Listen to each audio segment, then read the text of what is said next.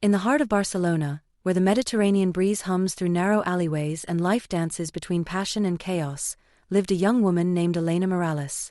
She was radiant, ambitious, full of laughter, and deeply in love with her husband, Rafael Dominguez, a charming, soft-spoken architect who adored her completely.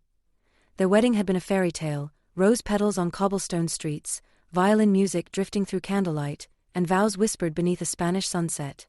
But when the honeymoon glow faded, reality arrived, wearing the face of Dona Carmen, Rafael's formidable mother. From the very beginning, Dona Carmen made it clear, she wasn't just a mother-in-law. She was the foundation of Rafael's life, and in her mind, of their marriage too. Having raised him alone after her husband's death, she carried her sacrifices like a badge of honor. Elena respected her, at first.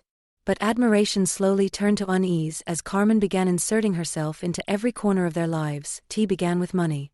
Carmen would ask about their joint account, question Elena's spending, and suggest that Rafael should manage the finances, as any real man should. Elena, who led marketing for a tech firm, found herself explaining every little expense, groceries, gifts, even the occasional glass of wine after work. Rafael would only smile wearily. "She just wants to make sure we're okay," he'd say. "Don't take it personally." But Elena did. It was personal. It was invasive. Then came the whispers about their intimacy. Emboldened by tradition and her son's silence, Dona Carmen began offering marital advice. She'd leave herbal teas in their bedroom, suggest techniques from her grandmother's era, and once even asked Elena if she was fulfilling her duties as a wife. Elena was mortified. She turned to Rafael, hoping he would set a boundary, only laughed. "She's old-fashioned, Carino. Let it go." But Elena couldn't. The laughter felt like betrayal. The walls of their once warm home began to echo with silence instead of love. Arguments replaced kisses. Distance replaced desire.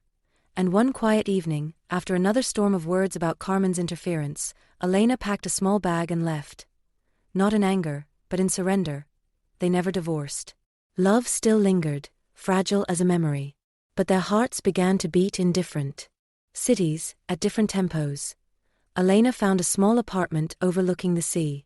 She began therapy, rediscovered herself through painting, and learned that sometimes, letting go isn't weakness, it's survival.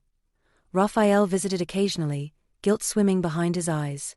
They spoke softly, kindly, but the bond had already been undone, not by distance but by silence. Dona Carmen still cold, still advised, still believed she had done no wrong.